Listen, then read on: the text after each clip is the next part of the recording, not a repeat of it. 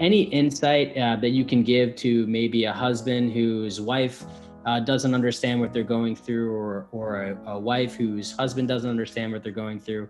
Any recommendations or insight you can offer on that piece? If your partner is someone who is experiencing this and going through it, to know that their brain is inflamed. So they're not their best self, right? They're not showing up. Maybe you think they're angry, but really they're terrified. Their brain's not forming right, and they're in chronic stress and fight or flight chronically.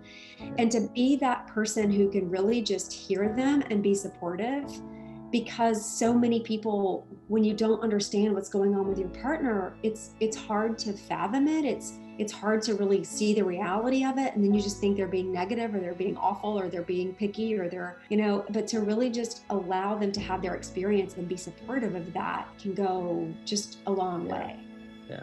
Yeah, and it can be challenging with, added with not feeling well, having the financial stress added to it, of discarding certain personal belongings, having to, fix your home. I mean, this can all be a lot to deal with at once. So having a good support system, I think, definitely is key.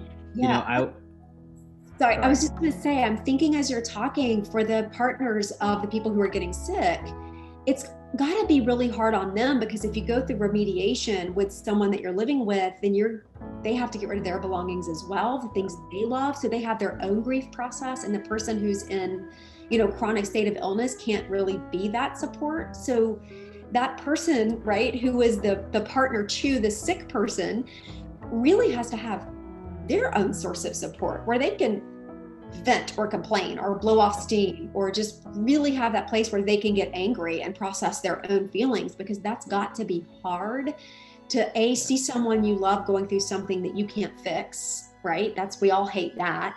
And then B, your own life being impacted, and you being put in a state of grief for not only what your partner's been going through, but now what you've lost.